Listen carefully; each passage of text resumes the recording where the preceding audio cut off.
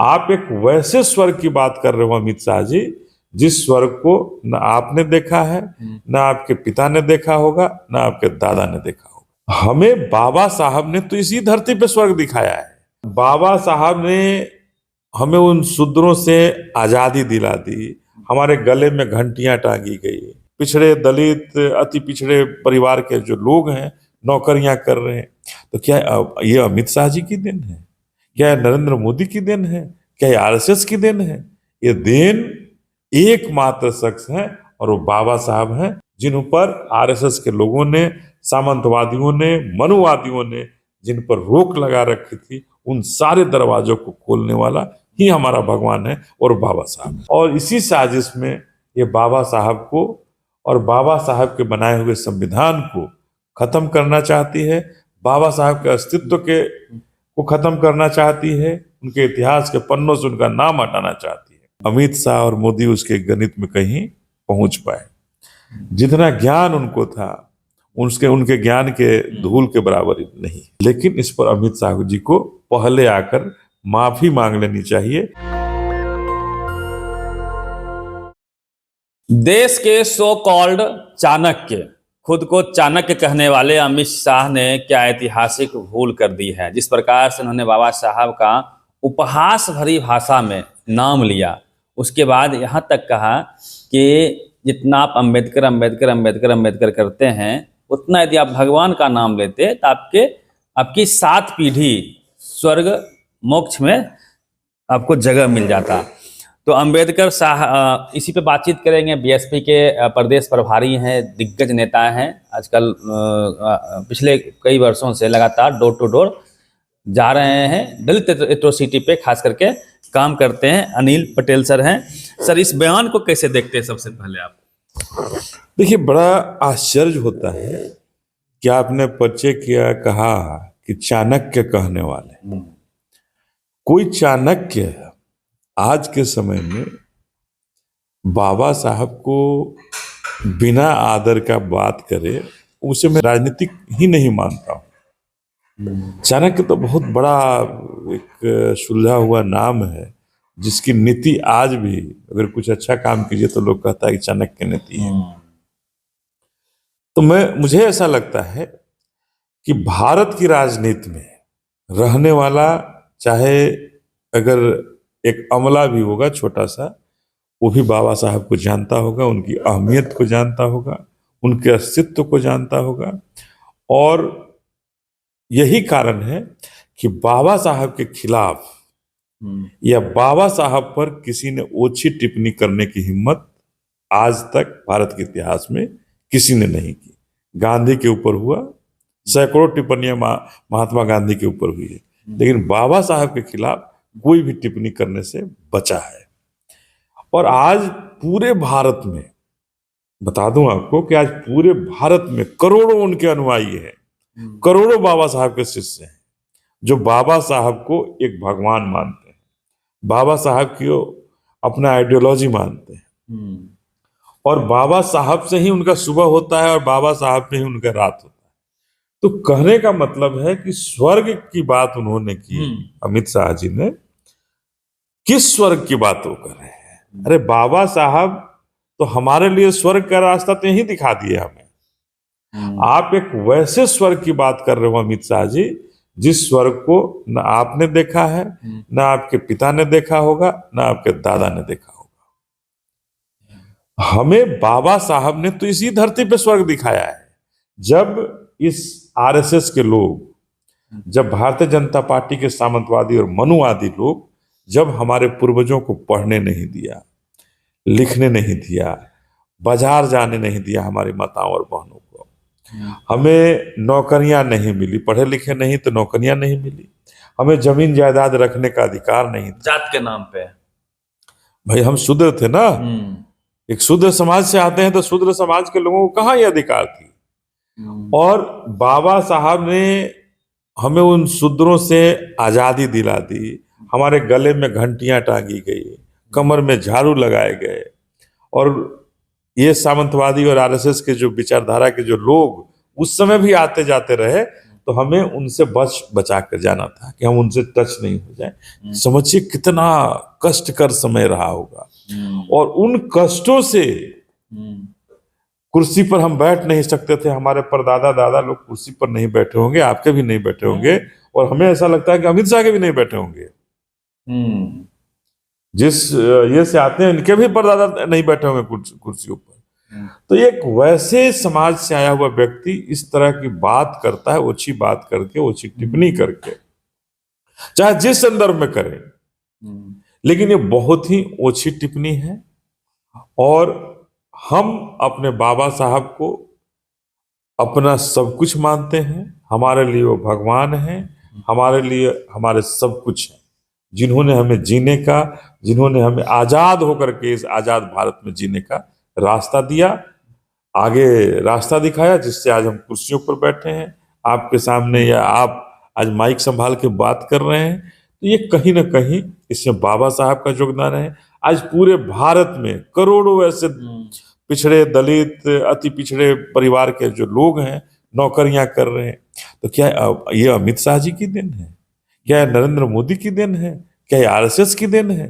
ये देन एकमात्र शख्स है, और वो बाबा साहब हैं, जिन्होंने इन नौकरियों का रास्ता खोला, हमें पढ़ने का रास्ता खोला, लिखने का, बाजार जाने का, वो सारी कुछ जिन पर आरएसएस के लोगों ने, सामंतवादियों ने, मनुवादियों ने जिन पर रोक लगा रखी थी, उन सारे दरवाजों को खोलने वाला ही हमारा भगवान है और बाबा साहब। ये अमित शाह जी सफाई देते हैं, पीसी करते हैं। उन्होंने कहा है कि हम तो कांग्रेस ने किस तरह से बाबा साहब का अपमान किया है। तमाम, चूंकि ये सभी भाजपा नेता ट्विटर पे हर जगह पे लिख रहे हैं कि एक्चुअल में कांग्रेस ने बाबा साहब का अपमान किया, उनके खिलाफ संसद में उम्मीदवार उतारे थे, बाबा साहब को हराया गया, फिर जो है उनको भारत रत्न नहीं दिया गया। 90 में गैर कांग्रेस सरकार जब बनी तब उनको दिया गया। तो उसी क्लिप में से काट के आप लोग तोड़ मरोड़ के पेश कर रहे हैं उनकी भाषा। हमने पूरी भाषण उनकी सुनी, पूरी लोकसभा की स्पीच सुनी। लोकसभा में अगर आप किसी कांग्रेस पर आप टिप्पणी कर रहे हैं तो कांग्रेस पर टिप्पणी कीजिए ना। कांग्रेस पर टिप्पणी करने के लिए बाबा साहब को लाने की क्या जरूरत थी? और अंबेडकर अंबेडकर अंबेडकर करने की क्या जरूरत थी? अंबेडकर जी भी कह सकते हैं, बाबा साहब भी कहते हैं, बाबा साहब भीमराव अंबेडकर भी कह सकते थे। उनकी भाषा इस तरह गुजरात के हैं थोड़ा सा। तो गुजरात की भाषा क्या है? क्यों नहीं कहते हैं मोदी मोदी मोदी? क्यों कहते हैं मोदी जी? तो मोदी जी आपके क्या है? और हमारे बाबा साहब आपके क्या है?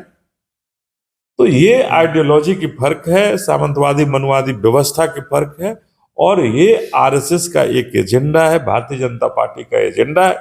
अगर कांग्रेस के लोग बाबा साहब के साथ अन्याय किए हैं तो भारतीय जनता पार्टी के लोग न्याय देने वाले नहीं हैं, ये उससे बड़ा अन्याय है। और आज अगर आरक्षण में वर्गीकरण की बात हुई है तो क्यों हुई है?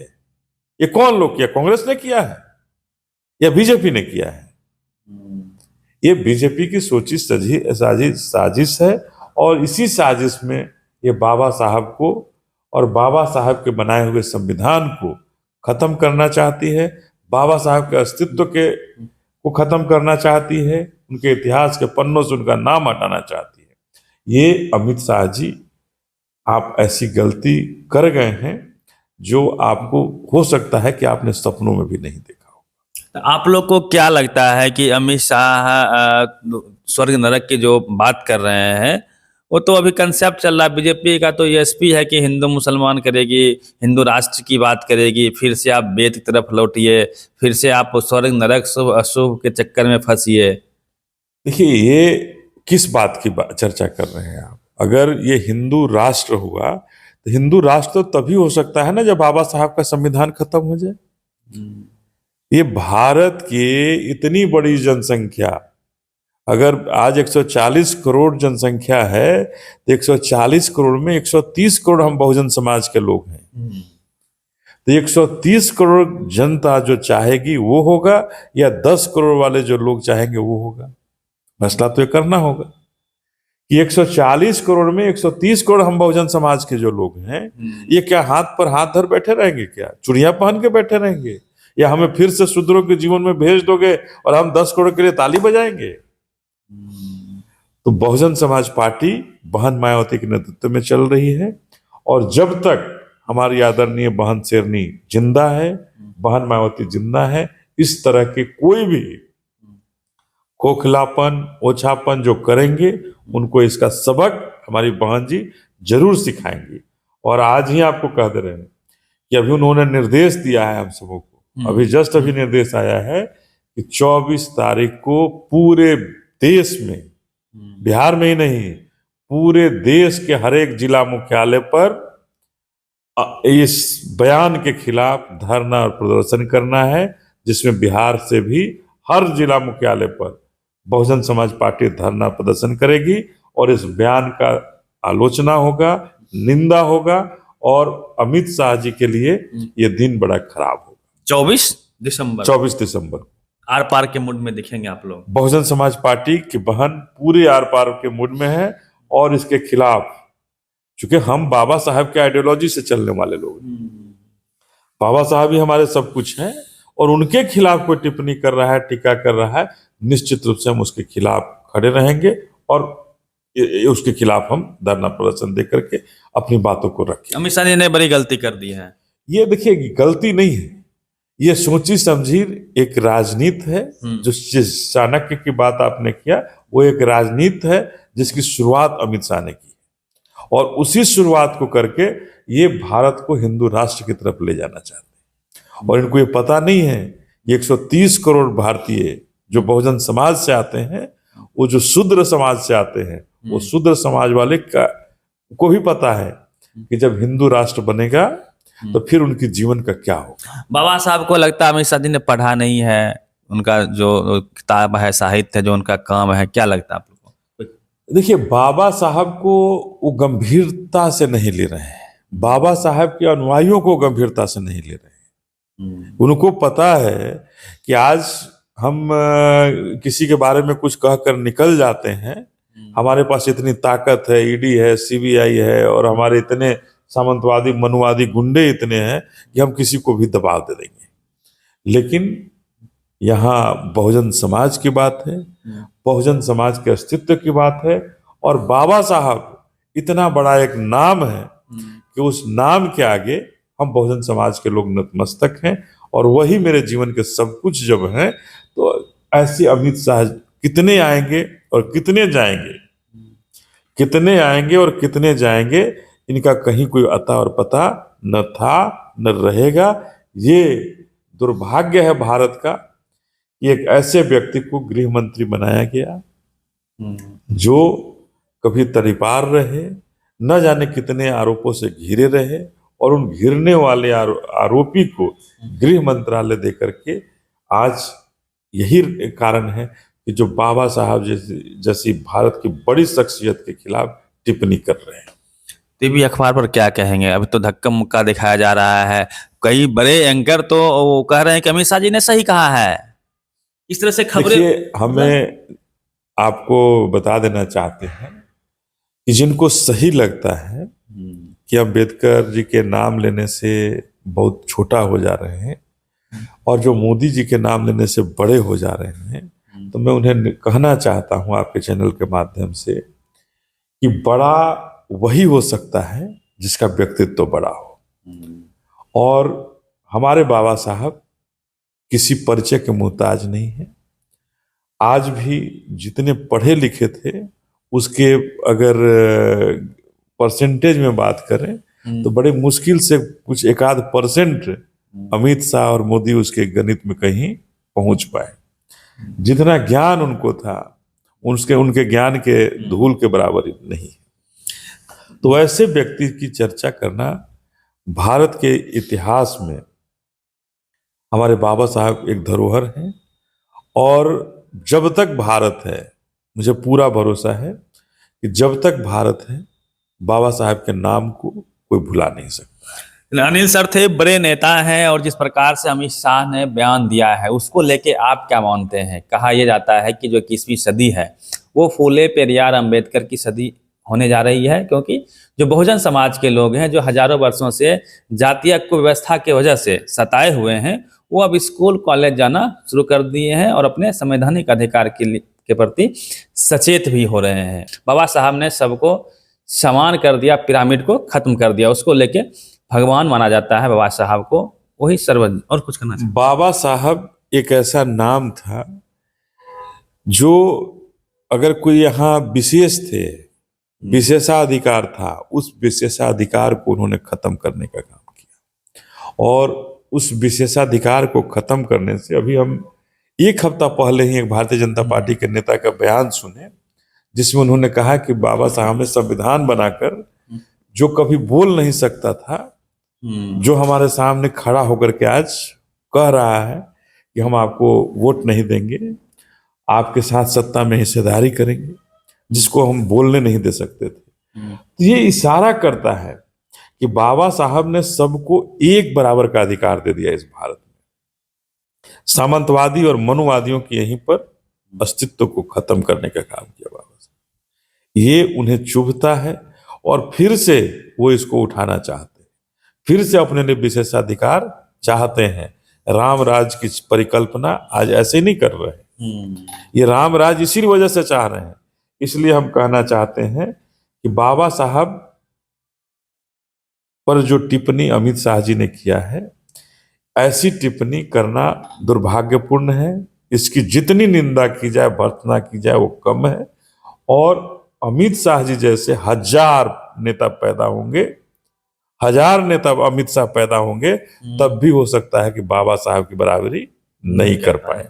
और भारतीय जनता पार्टी के लोग लाख प्रेस कॉन्फ्रेंस कर दें, लाख ट्वीट करके कह दें कि अमित शाह ने गलती नहीं की है, लेकिन इस पर अमित शाह जी को पहले आकर माफी मांग लेनी चाहिए, जहां से इन घटनाओं का कि आगे कोई नेता, भारत का कोई राजनीतिक हस्ती बाबा साहब पर टिप्पणी करने से बचे।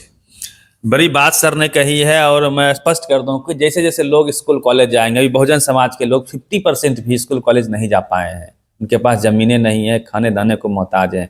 जिस दिन वो स्कूल कॉलेज चले जाएंगे और बाबा साहब को पढ़ लेंगे, फिर इस देश की फितरत, सूरत सीरत सब बदल जाएगी। पूरी बातचीत पे प्रतिक्रिया रवि मेहता, नेशनल दस्तक, पटना। नेशनल दस्तक की आपसे गुजारिश है कि अगर इसको बचाना चाहते हैं तो नेशनल दस्तक को सब्सक्राइब करने के लिए रेड कलर के सब्सक्राइब बटन को दबाएं, फिर बेल आइकन की घंटी दबाएं। नेशनल दस्तक को बचाने के लिए बहुत जरूरी है कि हर खबर को शेयर करें, लाइक करें, कमेंट जरूर करें।